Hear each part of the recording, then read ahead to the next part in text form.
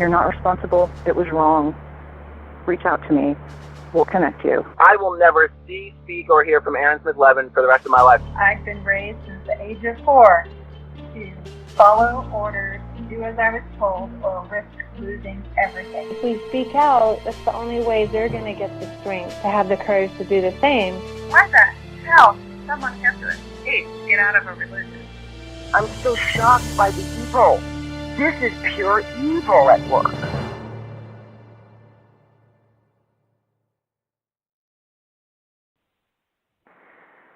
Okay, today I have a young lady who was on the first episode of Season 2 of Scientology in the Aftermath with Leah Remini. Today I have Saina Kamula. Am I saying your name right? Yes, you are. Oh, thank you for coming on, Saina. I've been looking forward to this. Yeah, no problem. We talked a little bit in chat, and I know that you told a lot of stuff on television, on national television, for everyone to hear. That was probably not real easy for you to do, and a lot of it didn't make the air just because of TV time and other things you might want to talk about that stopped you from being able to air that. So today we'll talk about everything you want to talk about. Okay. Do you have any specific route? I mean, there were so many things. I know that there's only so much airtime that they have. Right. So they did like a little tidbit of the education aspect. I mean, there's just so much that we lacked in education and things that happened there. There was a lot more in regards to my story and like why I lacked Scientology and, a little bit more dark stuff, but okay. Well, I don't have any limitations. Start. Sure thing. I have no limitations, whatever you're comfortable with. We'll start with the beginning. I mean, the only thing you've ever known was Scientology growing up, right? Yeah, I was actually at Thursday Before 2, baby. I'm not sure if you're familiar with Thursday Before 2. But it's basically the crunch time. It's where there's statistics. Oh, God. They report everything. I knew it would be a stat. Yeah. No, because I was in Stockholm, Sweden. My godfather, supposedly, I don't know if he's still the executive director of the Stockholm org, but the person that was at the time was my godfather. And my mother was in labor for a while. I was supposed to come out on September 11th on a Wednesday. But by Thursday morning, I was, still not coming out. So my godfather basically told my mom, like, hey, she needs to come out Thursday Before 2. Oh, my God. My mom loves telling me this story. She's like, and you were said 10:40. You came out at 1:48 p.m. And I'm just like, oh, God. Like, I know it's a funny story to her, but for me, I'm just like, it's triggered. Oh, my God. You screwed the stats up. Right. Well, no, because I came out before 2. Oh, you just made it. Yeah, I just made it. But, again, that's just kind of like my introduction to the world. What a way. Yep. But yeah, so I mean, there's a lot of instability. My mom worked at the Stockholm org for a while, and I actually didn't even find this out until recently when I went to Finland.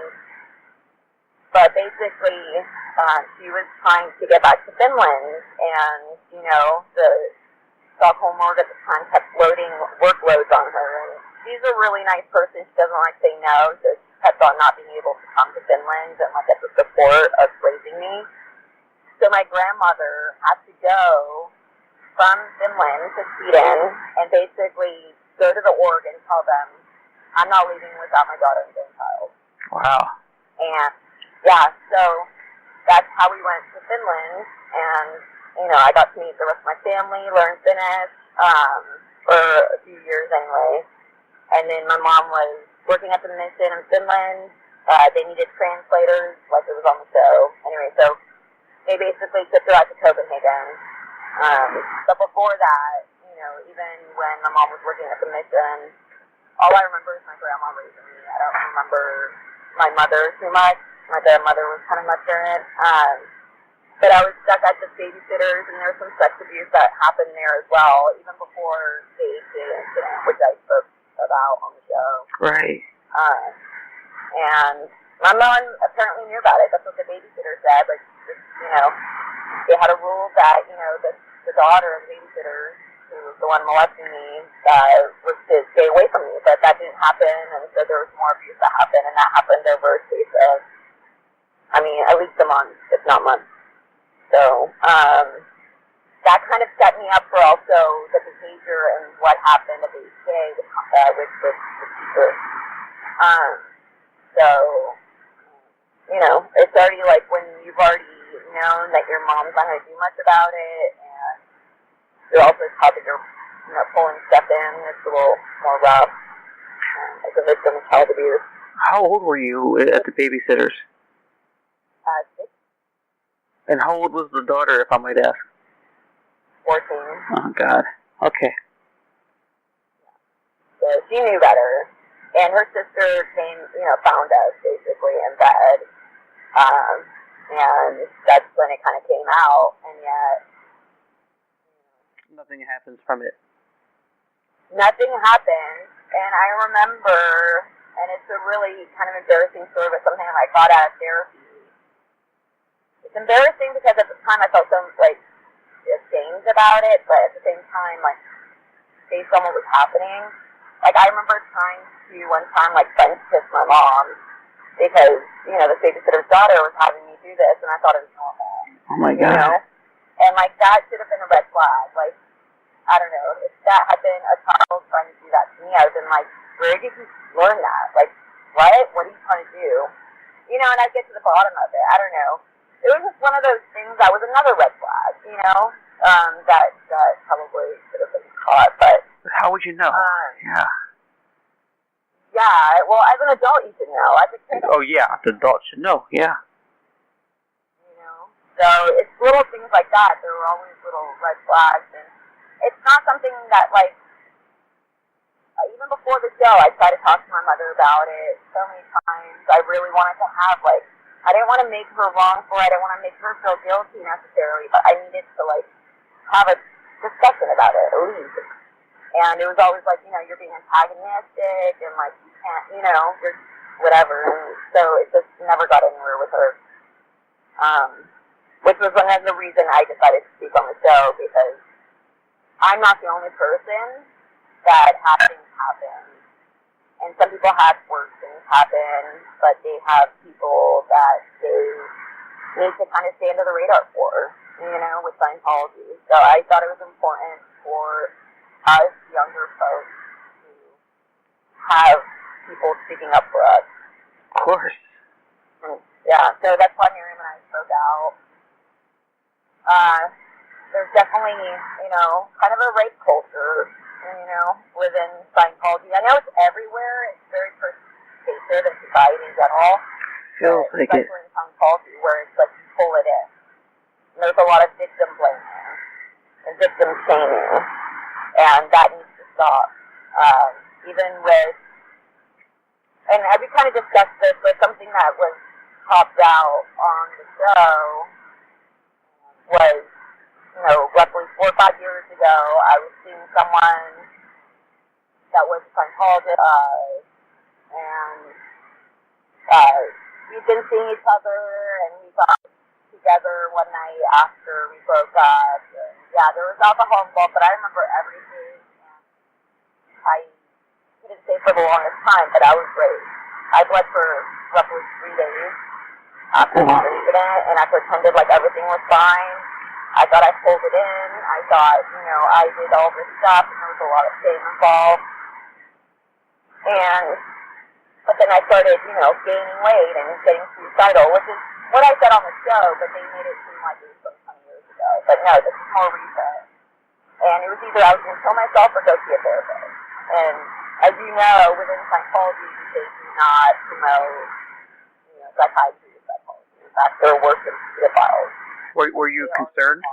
What was that? Were you concerned about seeing a therapist even after realizing what was going on? Absolutely. I still had such a balking at it, but I was I'm at a point where I am going to kill myself if I don't see a therapist. I have nothing left to lose and everything to gain. So I started seeing therapists, and as soon as I started getting into it, because I was having flashbacks, I couldn't do yoga without, sobbing. I couldn't be intimate with anybody without crying. and turning into, you know, a blubbering mess, and it was really bad.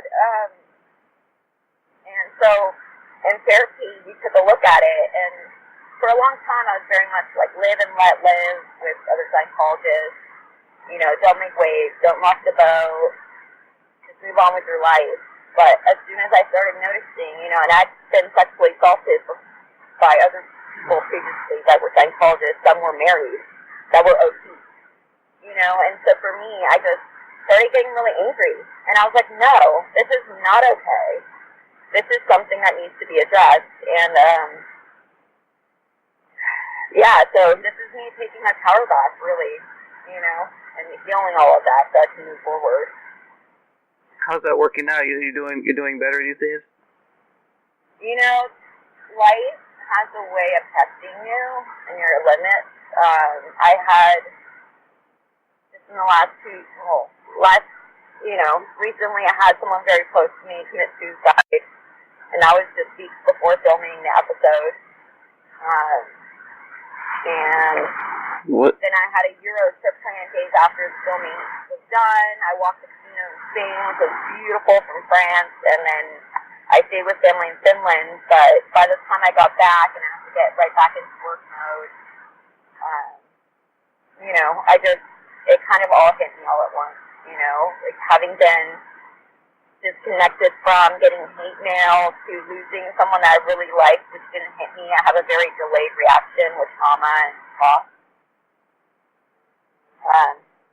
Hold on a second. Sorry, I have another call. Okay. Okay. So,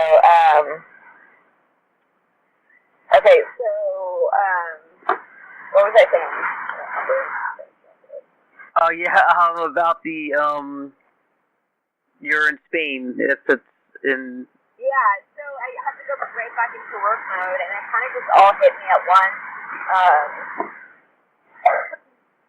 And I saw a therapist, and they basically recommended I get, you know, in-house treatment, which the show very generously paid for. You know. Oh, really?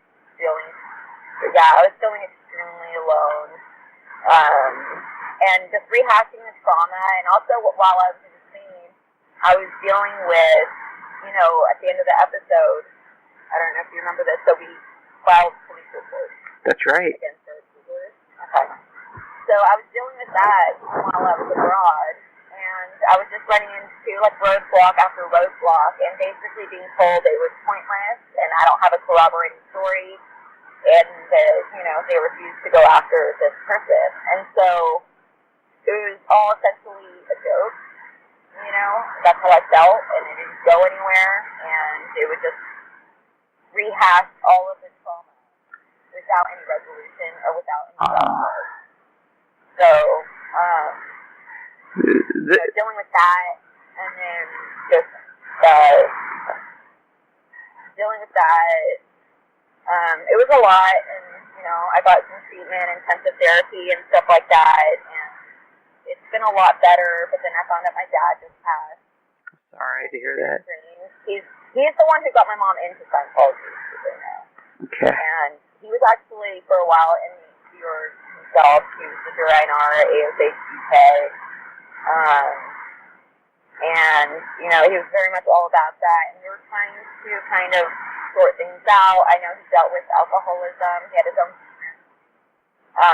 but he's still my father, you know. Yeah. So there's that part of it too, because now I'm trying to tell my mom, and I can't talk to my mom. I emailed her, no response. And this is a time that it just kind of rehashes how horrible this connection is, and how horrible that conditioning is, that, like, your kids don't matter. Like, they're not really your kids. Yeah. Because this is a time I really could have used my mom, and it just reminds me of times like when my mom got married. I was at the ranch, and like she didn't even invite me to the wedding. She just told me after the fact that they got married. You know, her and her current husband. And I don't know what I'm going. I don't know where I'm going with this, but it's okay. Just, you know, as an only child and having an estranged relationship now with only one parent, the other one dead. It just kind of, I don't know, it's upsetting. But I'm doing better in general. Just going with life. Life is testing me a lot right now. Well, we're glad that you're still fighting. There's a lot to fight for too. I think you'll find. It's interesting when I hear everything we talked about so far. Just to recap a little bit, it seems like the whole disconnection from the parent, where you don't have a parent. The idea we get from your story is it starts with the ranch, but it doesn't. And I don't want people. I'm no expert or anything. I don't want people getting discouraged by what happened with your police reports, because I think that's the thing, is there needs to be more. There needs to be more police reports. I'm not shaming anyone, saying, shame on you for not reporting. But maybe you can help me with this because you've been there. You are living this. Do you think there is the mindset of, well, and I think you kind of said it a little bit, but I should be able to handle this. This is my thing. I'm not going to cause any trouble and report anyone. But then you don't realize that there's others probably. Oh, yeah, absolutely. I know there has to be others. Because I spoke with someone who's still very much a hardcore Scientologist, and he disconnected from me. But I remember one person that I told about this teacher, and they're like, oh my God, I remember this one time I sat on his lap, and I ran away because something was poking me, and it hurt me. Didn't think about it until now. And it's like, this is one person out of like the two that I told. So there has to be other stories. There just has to. There's not. So I agree with you in that. Like, I don't have any regrets speaking up for myself and filing that police report. It's just aggravating to know that, without a corroborating story, it just doesn't matter. It's very frustrating. But I do recommend, people doing what they need to do. The thing about, especially child abuse and child sexual abuse, is that people have to do it in their own time. You cannot force something like this. A lot of the times without hardcore evidence, is that he said, she said things, there's statute of limitations in certain states, there's so many, obstacles to jump through that you have to be really resolved in getting justice in order to speak up. But I do recommend for people, if they're ready to get a support system and find a support group like I did. There's certain different groups that are there for adult survivors of child abuse. So that's a good message. I wanted to ask you, I don't want to make you talk about it, so we won't. I just wanted to ask, the suicide, was that a Scientology one? No, but Aaron Poulin was one of my friends, like really good friends. So the second episode where Marie talks about Aaron. You relate to? Okay. No, but him and I were extremely close until I left in September 2013. Wow. He passed away in 2014, which, there is a little bit of guilt because I was so, I was so excited to leave the ESO. I didn't think about, the friends that I left behind that also wanted to leave. And that's something that, going forward, I hope to, either become a therapist or somehow, set up a support group for people who want to leave the safe place. That's definitely something that's, on the horizon for me. That's really amazing. Make sure that people have, you need to, make something that was horrible, better for other people. Because it is freeing leaving, but then you realize what you're up against. And they want you to fail when you leave, because that proves their point. That, the law world is so degraded and so aberrated. But it's not, There's a world full of colors. It's not black and white. It is intriguing to me that no one who's ever left Scientology is a good person with good intention that wasn't a trouble source inside of Scientology. Never. Nothing bad happens. It's a perfect utopian world, apparently, is what they want everyone to think. Yeah, it's crazy. But, the more you start looking at it, you see how much crazier it gets. Okay. What was it like at the ranch? Was it the ATA? Was it? Well, the ATA was separate. The ATA was for the younger people, the older people, or people who moved up. You went to the ranch. Although when the ATA closed down. Okay, I got you. Okay.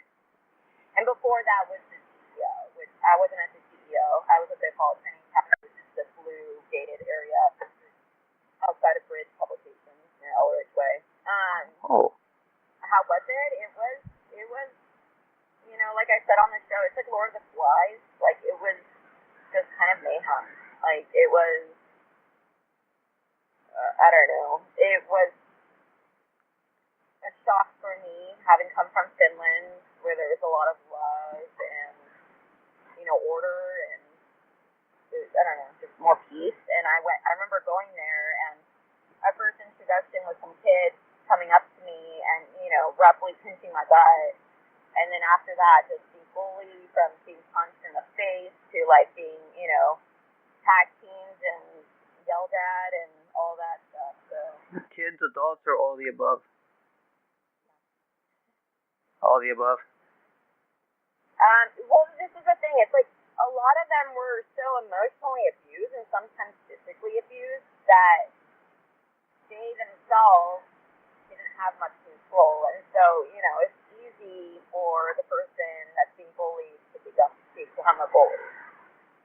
So, in retrospect, I have a lot more empathy and compassion for everyone that was there, because just seeing some of it, people being spanked and but in rough ways, that in front of people, not even for Ellery's policy. There is an Ellery's policy on spanking, by the way. I've seen it. Oh, God. Yeah. I'll post that. Kids being punched in the face, that sometimes happens. There's kids that were their mouths were washed out with soap, if they swore, and just stupid stuff like that. But it's just, along with the abandonment of parents, that's very much traumatizing. So maybe you can confirm for me. I think I've heard people refer to the staff at these locations as members of Scientology that were lower conditions already or couldn't function at better or higher posts. Does that sound about right? That's correct. People who couldn't make it on their jobs or their posts were then basically demoted and put in charge of the kids. Although, I do have to say, there were an exception or two. There were a couple of teachers that I felt were the scary. Good. But that was very rare. Okay, so they put out these these videos of people who claim to be your friends and Miriam's friends, and they talk about how they went swimming almost every day and how fun it was to clean the horses. And no, it doesn't matter that they didn't have an education, because guess what? We had marbles and Teenage Ninja Mutant Turtles, or whatever it's called. Did you though? I saw them and I laughed. Some of these people, specifically one or two of them, couldn't even read and color too. Read or write. And yet they're, talking about how amazing the ranch was. And it's a half truth. It's like, yes, we did have a lot of land. Yes, we had a pool. Could we use it all the time? Absolutely not. Only when there was specifically claims. There were times that we barely got, because every organization was supposed to send child support, and sometimes some of the orgs didn't send child support. So we had very limited funds, and sometimes the horses didn't even get fed, and we had to take them out into the fields and let them graze for hours, and we'd have to go and collect grass to try to feed our animals, which obviously we were very invested in. We took care of our own animals, so we wanted to make sure they got fed. But yeah, along with our limited diet, the horses weren't fed sometimes. We'd have to make sure that they got stuff. But it was just, there was a lot of I feel like we were a last priority. Okay, I gotcha. Wow. So I'm just I'm really impressed with you being so open about all this. Thank you so much for this. And I think the people who are listening, a lot of them will appreciate it as well. Do you saw the ones where the girls said that they were friends with you the whole time? They were best friends, and you would have told them something. I don't think that's necessarily true. That's very not true. There's a few things about that I have to sad. One is just their statements in general shows a complete lack of education on the subject of sex abuse. One is so many people don't talk about it. Sometimes they don't talk about it their entire lives, depending on the extent of trauma involved and how their minds are prepared. Because if you're not in a safe environment, why would you talk about that? Especially if I was shamed for it. I was told that I was nattering. I was told that I did something wrong, and I was forced to do a confessional at age of 10 when I did try to talk about it. So what does that tell me? That tells me that no one is safe to talk to.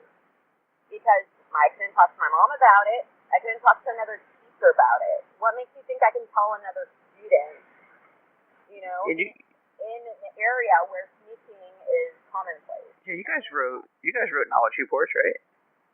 Absolutely, we wrote tales, from a very young age. So it's just mind-boggling to me that they think that they were safe to talk to. And in fact, one of them I did tell recently as an adult, and yet she still claims I didn't tell her, even though I did tell her. Wow. But, Wow. She's gonna claim whatever she's gonna claim. You kind of see who, the true colors of people when things like this happen. Because if you shame a victim of child abuse, that says so much about you and not them. Yeah, I can never pretend to be in the mind of somebody in those positions, but the idea that the minute someone would ask me to do something like that, that would be it for me. I can't be in that person's shoes. I can't know what other things are keeping them there and keeping them from not doing those videos. Were you ever asked to do a video on anyone? Nope. Okay. And I would never do that. I would never do a video. There was one time that, I was at work off post when I used to work at ASHO as the director of validity doing exams, that I got sick or something and I had to do a PTS handling, and somehow it came up, like, I was upset with Miriam about something. Miriam had left this year at that time, and they kind of forced me to do a disconnection letter, and I felt so bad. I had the INR standing over me, forcing me to write this letter to my best friend, telling her I couldn't talk to her anymore. Wow. And I remember trying to write in between the lines, like things that she knows that I'm not really meaning it, Like I would write things that the INR wouldn't understand, but that would be kind of like an inside thing between Miriam and I. And, talking about it with Miriam later, she was like, no, I didn't get any of the in-between the lines stuff. Like, I really thought you were trying to disconnect from me. It was just like, oh my God, yeah. But that was the one time.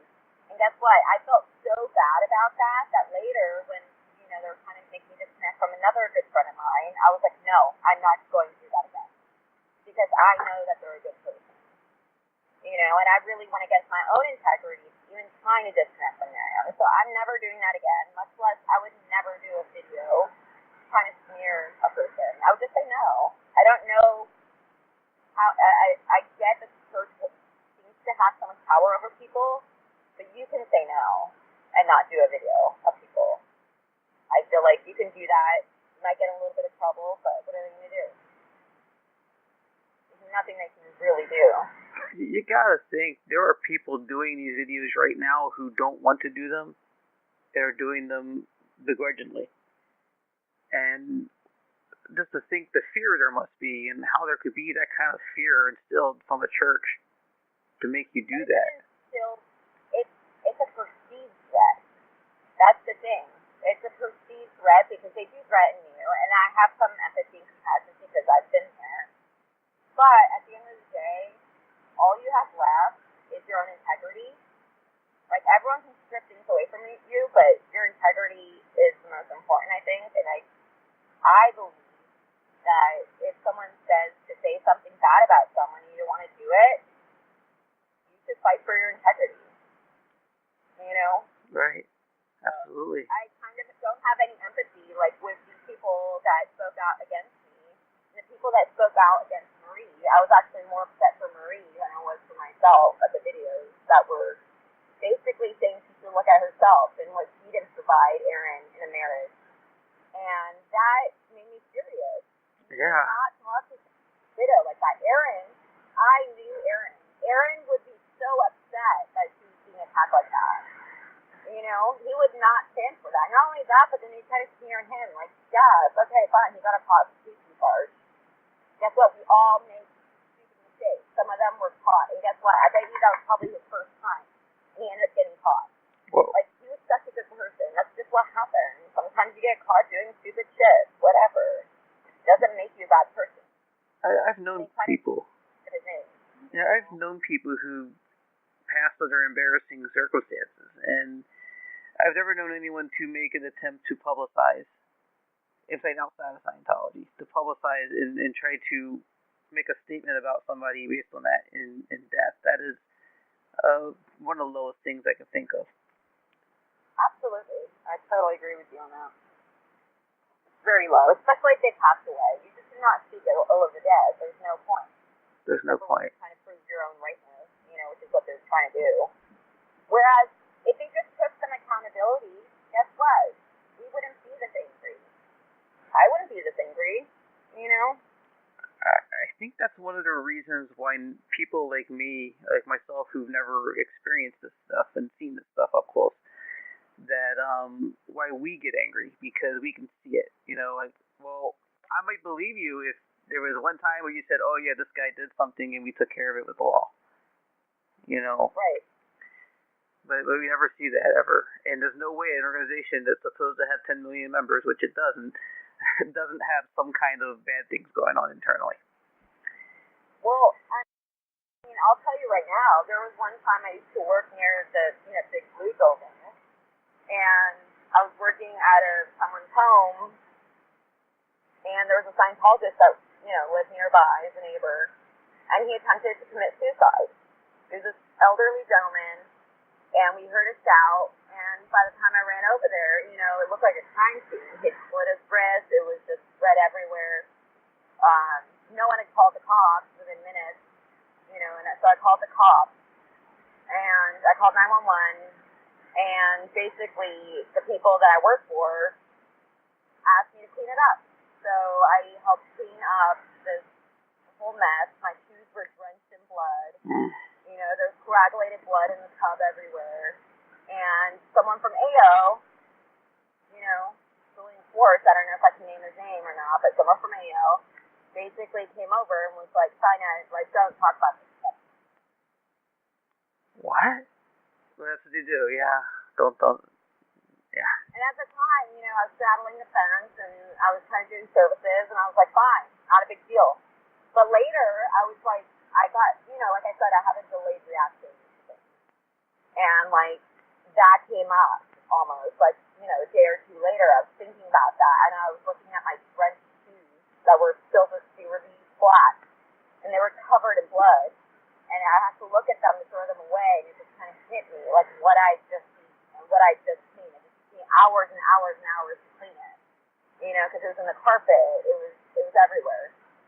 And I just, and this gentleman was the kindest person, I'd see him around, and he was so nice, and I just didn't get, why not talk about that? I feel like suicide and, mental illness and things like that, we need to talk about that, and I think that you can't just, push that under the rug, oh, because you're Scientologist, you don't talk about that, people ask me, why did you call 911? And I was like, why wouldn't I call 911? Right. You need to fucking handle it. Well, you violated policy, didn't you? I don't Yeah, right.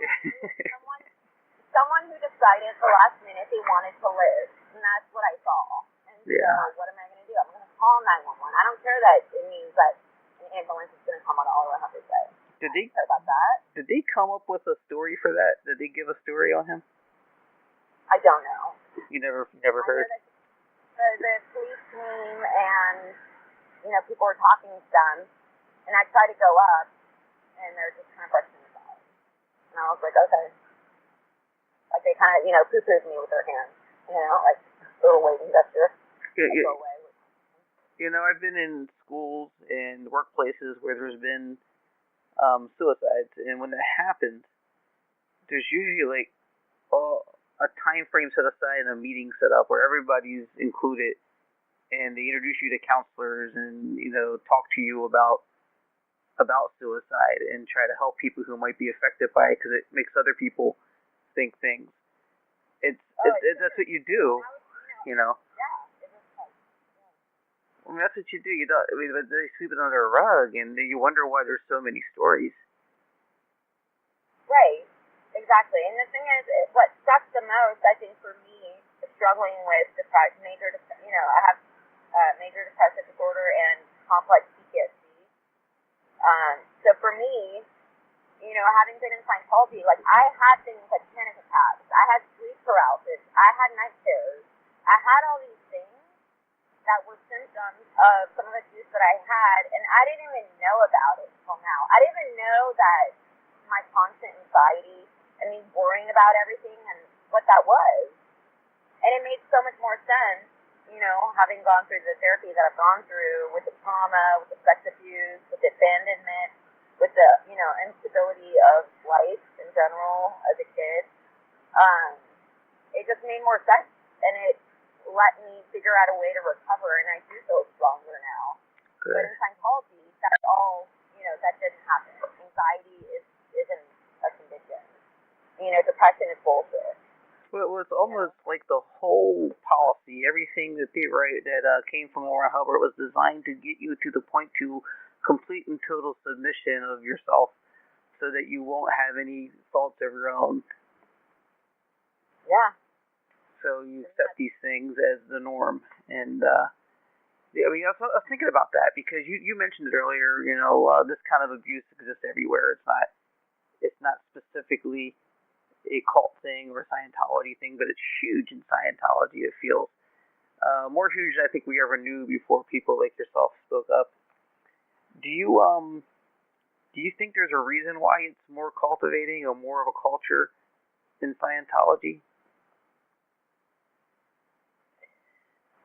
That's a really good question. I've actually thought about this, and I've discussed this with some of my friends.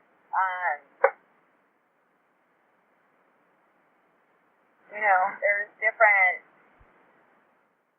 subjects to it, but I believe that the policy, and Miriam made a point about this online as well, with the whole, that excerpt from Dianetics. Yeah. How a child, should be able to just, if she doesn't have engrams or, she doesn't have a reactive mind, she shouldn't get grossed out if some old guy passes into the food. Right. But that's the thing. It's like, by the age of 7, what's normal and what's not. On some level, you're still, your mind's still forming. But I remember being 8 years old. I remember even being 6 and being uncomfortable, being asked to do things that, should not be done. Like, I remember that. So, but by his logic, by L. Ron Hubbard's logic in Dianetics, just from that excerpt alone, that means that, I have engrams. Right. And that, I'm the one that's being reactive. No, it's not. It's a fucking pervert touching a child in a way that's inappropriate.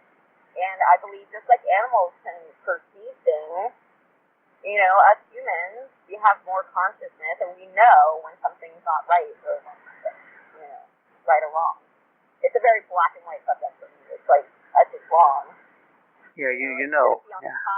It shouldn't be on the child. Like, why are you victim in that scenario?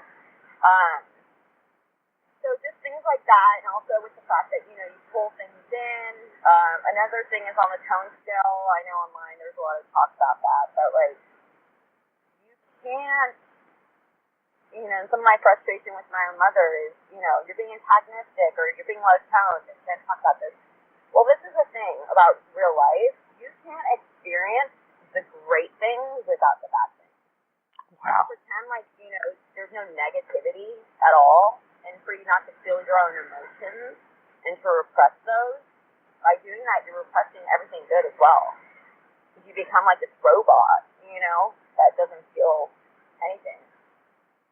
So, anyway, but in regards to the question about why in Scientology, I just think with the whole, like, cause and effect, and, like, if you do something, you're going to create that effect, and there's things called TV flows, which he talks about in a lot of lectures, where a lot of people, they want sex, or they want attention, so they'll beam. It's really hard to describe, and it sounds crazy, but, like, you basically beam people with energy, so that they look at you, you know? And so, Wow. when you're getting attention, you're 2D flowing people. So, like, really, in a way, your energy created that. Does this go hand in hand with the whole pulling it in idea? Exactly. But there's also the thing, like, I remember being in the Sea Org, and, like, because I wore red lipstick, and because I like to flirt, like, I was a flirty little thing, but I was also hormonal. I was a girl, you know, like, not even a woman yet, like, and I remember being slut-shamed. I remember being called a slut, and I was 2D flowing everyone, and that, you know, I was going to get raped one day. Like, I remember some random echo member telling me that. Like, it was just, that's the attitude that's theirs, you know? And, I don't know. It's, that's just, I can't even think with that attitude anymore. It's weird that I even subjected myself to that. Like, looking back at it now, if anyone were to kind of try to put that on me, I would shut it down. But at the time, it was just Good. all over. Good. I'll tell you, it's funny. It's not funny, but every time I hear an ex-Scientologist talk like that, or any ex-Scientologist talks to me, and I hear that in them, that I don't know what I was thinking, because that's not happening today ever again. And that's the whole, accepting things that should be unacceptable. Absolutely. So, what I found interesting was you said you left in 2013. Did you route out, or did you just cut clean? Oh, I'm sorry, not 2013, 2003. I don't know why I did that. 2003 is when I left. Oh, I think I read that on the screen. Oh, wow. Okay. I don't know. I always said I'm kind of dyslexic with numbers. In 2003 is when I left. 2004 is when I passed away. But, okay. I left. I don't know. I was straddling the fence for so long that, I wasn't doing any services for many years. But I would say that about 5 years ago, I really just kind of like, or 4 years ago even, I was like, nope, not a Scientologist, and I will disavow it, and it did. Versus before, I was very much just kind of straddling the fence, and not saying anything bad, but not saying anything good, just kind of like keeping under the radar, so to speak. So was the aftermath kind of like you're coming out? This was like everyone's gonna know now. Every connection is gonna be severed, type of deal. Well, I mean, 3 years. It's basically after the race that I was like, nope, not a Scientologist. The fact that this guy can get auditing and that get it that maybe he's drunk and he doesn't remember. God. Well, I don't go around killing people or like mowing down animals when I'm drunk. Like, is it? Right. I feel like that's a lot more about him, and it doesn't matter that he doesn't remember because I remember everything that happened. It was extremely violent, and the fact that he can get auditing just shows me that auditing doesn't work. Like, the more I think about it, I look at a few OT people and clear people, and there are a lot, not all of them. Some of them are amazing people, but, some of them are just as bad as quote-unquote log people. And that was one thing I always questioned, but now that I really see it, and my recourse, that's the thing about the rape, I was like, well, what can I do? I can't sue him because he's a psychologist. Like, that was one of my main things. Like, Miriam was like, go to the hospital. I called her. It was the day after. She was like, that was rape. You need to go to the hospital. You need to go to the police. Like, you need to do this. And I was like, no. Because my first instinct at the time was, no, he's a Scientologist. I can't go to the cops. Wow. And that's all you know. Yeah. Because that would mean I would get declared. And I was like, I'm not having myself be declared because he already did this. Like, he already took away so much of my power that I'm not giving him anymore. And that was one of my, reasonings with this. And Miriam was like, it doesn't matter, you need to go to the cops. And I was like, no. And I decided to protect this individual for whatever reason. Well, I know for what reason. Because they have these rules in place that makes it so victims can't come forward. They want to handle everything internally. But I'm sorry, if there is a crime, it needs to be reported to the actual judicial system. They can't pretend to have their own internal judicial system. It doesn't work. And it's not okay. If someone is molested as a kid or if there's abuse, Like, I knew of someone whose own father, who was online, who was getting auditing. This man had sex with his own fucking daughter. And he just had to get a bunch of sex checks. And I remember thinking, why is he still here? Why isn't he in jail? Why? Yeah. Yeah, I agree. Cover it up. This guy could pay money. So, of course, as long as he gets his confessionals and gets his ethics handling, no, this guy should be in jail. Now, what happens to you? Now, what happens to you? Do you get... I know you're upset. I'm sorry. Yeah, no, it's not you. It's subject. Like, it's no, I know. Up. It's not okay that they do this. It's not. It's not. What happens to you at that point? When you complain? You reported it? Yeah. As a victim, well, they're going to say, well, let's bring it to the chaplain, and then they're going to see. Like, it really depends. If the person has a lot of money and you don't, guess whose side they're going to take? I'm pretty sure they're going to take that other person. And they're just going to be like, well, let's, we'll have them do an ethics handling, or, sign an affidavit. Like, just like what they tried with Miriam, with other people, As a victim, you don't really have a lot of recourse. No. Because there is no justice. See, these are the things that I would hope, and I think Leah hopes, and everybody involved hopes, law enforcement type people see when they see these reports. This can't be ignored. These people involved in the process, they think they're doing, right because it's what L. Ron Hubbard said, but they're covering terrible, terrible crimes. Alex Gibney said it himself. They've done some extreme things and they need to be held accountable. You look at, they talk about how the RPF's been closed, maybe, if you believe it. They talk about how they closed all their ranches and that they are not forcing abortions. And you see, I saw a video from the news from a place in Clearwater where the volunteer ministers were taking food and water and patching holes. And I'm going, oh, good. They're doing, okay, so if you believe they're cleaning up their act, they've still done some horrible things. There's criminals walking free and they need to be held accountable. Absolutely. Absolutely. And not only that, but like with the children, like a lot, one thing that really upsets me and why Miriam and I spoke up is some of us are still dealing with trauma, with PTSD, and like, I know of one girl who's out on the street, but because she's an illegal PT, because she's had meltdowns and been in and out of psychiatric institutions, they don't care, and they're just letting her be on the street, and her parents are still in the Steelers, and there's no accountability for anything, and yeah, there's the horrible crimes, but I believe that a lot of us, I don't know, just even acknowledgement, like saying the ranch is closed is not enough. Those people were still there. Like a public apology. There needs to be some ownership of the fact that they did this. And even our education is paid for or something. I don't know. They're paying, PIs exorbitant amounts of money when they could just be helping the people that, were hurt by actions. I don't know why they don't just do that, and instead they just attack everyone. That reminds me, you're making a great point. You mentioned schools. What did you learn in Scientology school? I learned a lot about Scientology. Right. Did you learn world history? Did you learn math or science or?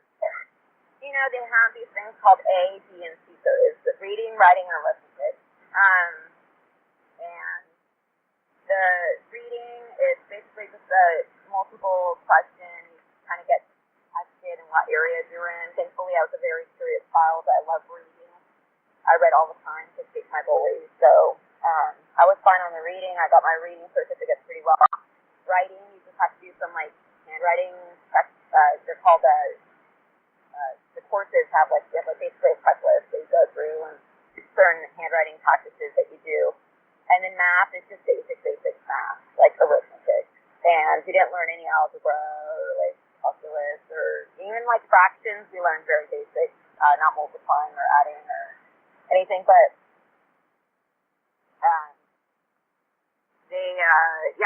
we did not learn much. I'm actually surprised I even got my California high school proficiency exam. I got that when I was 13. I was at Astor Foundation, and at the time, the schooling was only on Saturdays. So there was Saturday school for the young adults, and because I worked in Foundation, which was nights and weekends, they said I couldn't go to school. So I stopped school at 13. You weren't allowed to go to school? No. My boss said, my senior said no. You have to be on exams. And I said, no, that's my schooling. I'm 13 years old. And so I went to basically my boss's bosses, my senior, and she was also like, no, you're going to be in like serious ethics trouble if you blow your post. And so I quit school at 13 years old. Did you ever notice or see if any officials, any law enforcement, like, truant officers, the police that handle students missing school or kids not in school, ever on the premises, ever checking things out? Do you know if any of that ever happened? Oh, that never happened. No one even looked to see. Wow. You need to start doing that.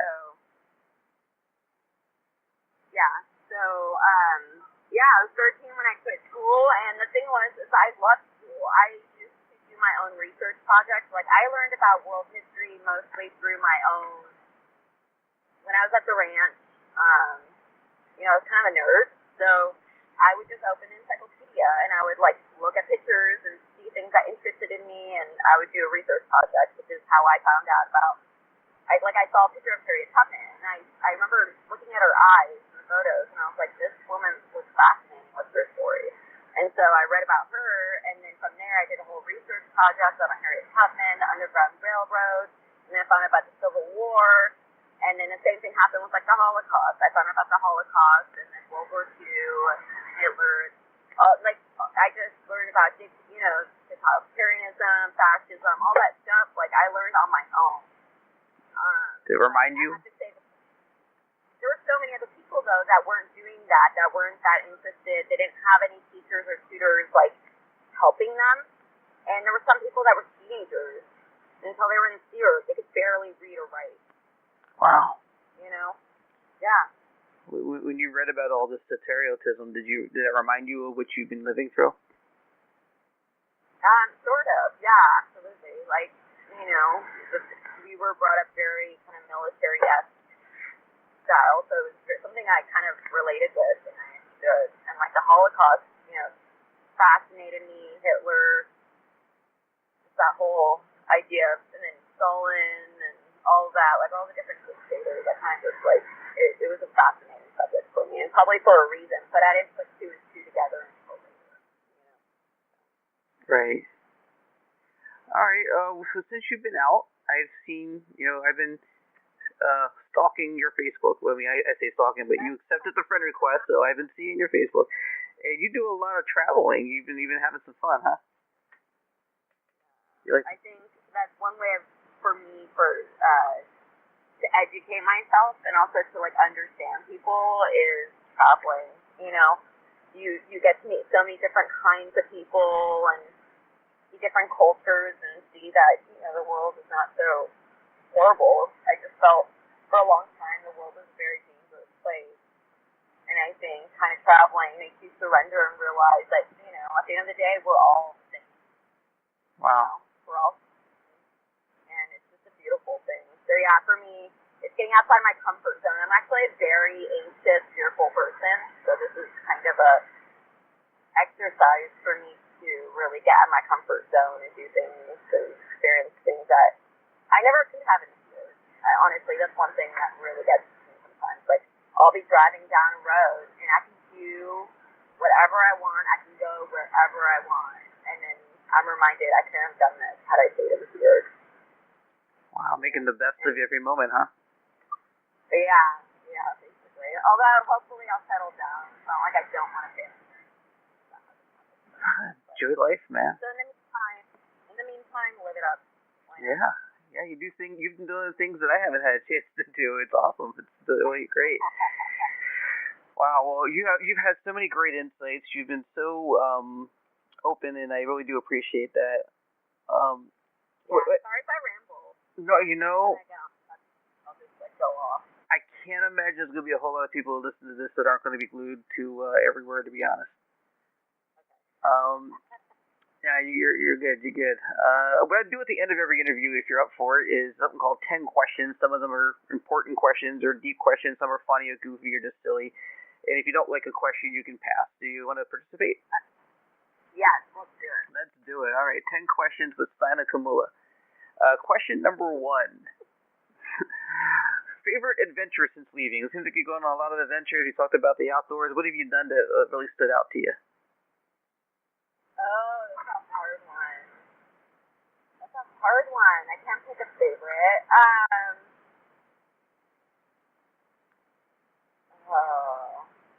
Okay, it's a toss-up between attempting the Pacific Crest Trail, which I got injured on, and I did not complete. Oh. But I got about 650 miles in, so that was my first long-distance backpacking experience. And the people were incredible. The trail was incredible. You realize how little you need to survive, and just how amazing nature is. So maybe that it's a toss-up between that or skydiving. Skydiving's a pretty big one. Yeah. All right. Number 2, you've been to a few states now, I think. What's your favorite state so far to pass through? Okay. These are favorite questions. It's really hard for me because I don't usually take favorites. You just like everything. I would say right now, I don't know, because it depends on what time of the year. Is there a specific time of the year? Your favorite summer spot? Your favorite summer spot you've been in? Oh my God. What stood out the most? Montana? Montana right now. I'll go back to right now. Okay. Yeah. Cool deal. We'll change it up a little bit here. Number 4, true or false? I know the answer to this, and I just want to hear you say it. There is life after Scientology. Yes, true. Absolutely. People need to hear that. Number 5. I'm sure you're still working on what you're going to be doing for work in the long run. I think you have goals, maybe. Do you have any goals? Is there a dream job for you? There's 2 things. I'm kind of hesitant to speak about it. I feel like it keeps this thing. Oh. But I will say it because why not? Well, there's 2 things. One is I was thinking of being a travel nurse. However, that's a lot of years of sacrificing and going to school and a lot more. But I was also thinking, just with a lot of the therapy that I've received, my therapist really inspired me. He does a lot of trauma work, and I remember when I was going through what I was going through, I was looking for people that understood, cults and stuff like that. And there was only one person in SoCal that does that type of work. And I think me having experienced what I've experienced and wanting to help people, which is my biggest thing, is probably becoming a therapist and helping not just with trauma, but also cult-related, trauma. And doing a lot of studies and working with people on that. I think that would benefit a lot of people. Extremely noble. I appreciate you for thinking that way. It's pretty cool. Number 6. I pretty much think I know this answer too. Outdoors or indoors activities? Outdoors. Do you have an indoor activity that you just love doing though? What's an indoor activity?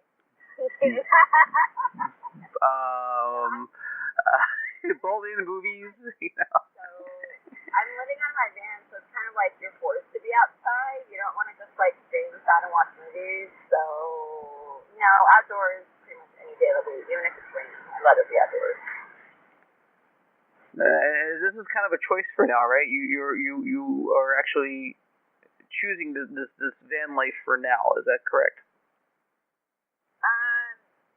Yeah, I'm kind of surrendered to the universe. That sounds so cheesy, but I'm trying to just go and experience as many things as I can. But right now, I need to go back to Finland and take care of my dad. Yes. Since he passed. So it's kind of I can't start a job at the moment, anyways, with that looming over my head. So. Right. But it is a choice. But at the same time, it's a choice. But it's a choice because it's not like I have family that that are here that I can stay with, and while I pick up pieces. So. Okay. There's that. All right. Yeah. All right. And by the way, again, I'm sorry for your loss. I really hope you get everything done that you want to accomplish with that. Number 7. Oh, no problem. Number 7, favorite music you come across? Oh, see, favorites again. Oh, sorry. What stands out to you? Well, this is the thing. There's like certain things. Like in snow season, I love the blues. Like just give me blues any time of the week. Nina Simone, anyone. But right now I'm kind of in like a folk Okay. in the genre, so there's that as well. But then everyone's, I don't know. It's hard. Depends on my mood. Okay. Very good. Number 8, true or false? Cleaning the horse stalls is such a blast. True. It's actually kind of fun. You did enjoy that. You did enjoy that. Okay. All right. I enjoy that. I don't know. Like, I know a lot of, like, for me, the smell of manure, it's very nostalgic. Okay. I love the horses. I love riding the horses. I love, like, being around them. I don't know. Okay. All right. Did you get to ride them a lot? Yeah, we got to ride them a few times. Yeah. Okay. Number 9, cake or donuts? Neither. I'm not a sweet person. Very good. I know people are not going to they're not going to like me for that one, but it is. Oh, you're not a sweets person, you're not a sweets person. I don't go blame you for being healthy. Number 10, any last message, anything we didn't cover, anything you want to say to anybody out there now at this point? I don't know. I feel like I might think of things, but I feel like I kind of rambled on too. So, no, not. I mean, unless you have anything specifically that you wanted to know more about. I can't think of anything off the top of my head. Your mom's still in, right? Yeah, she's pretty good. Do you want to say anything to her in case she might hear this? I mean, it's a long shot, but. No, she's not going to listen to it. But, I called her. I know people are going to get mad about that. Or, I knew that I was declared, or at least I'm assuming I'm declared since I was on the show. But 2 days before my birthday, I had a really bad feeling that something bad happened, which makes sense now with my dad. But at the time, I thought it was my mom. So I had this really bad feeling. I was like, I have to call my mom. I don't even care that I'm declared. I don't care that she's going to be mad at me. I need to tell her that I love her, and if she ever needs anything, she knows to call me. So I called her, and I told her that. So she knows. She knows that despite everything, I'm still her daughter. I will love her. And, if she needs any help, I will try my best to help. Yeah. You're not the one missing out, Saina. You're not the one missing out. You're doing the right thing. Please stay on the line. I want to thank you so much for being on the show. I think people are going to really learn a lot more about you than they knew before, and I think it's important that people hear this, and I really hope somebody does something soon about all this because it needs to end. Yeah, I agree. And thank you.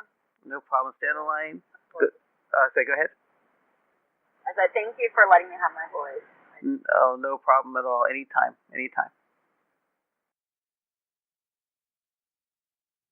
All right, so that was Saina Kamula.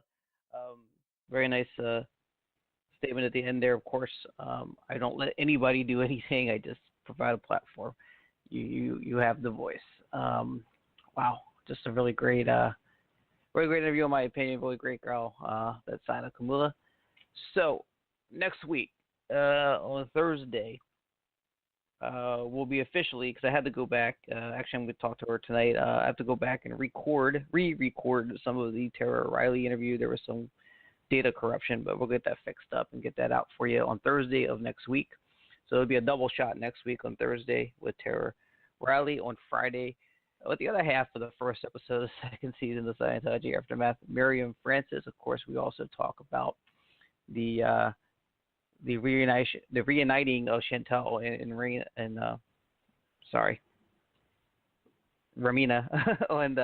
Scientology and Aftermath. Drew a blank there for a second.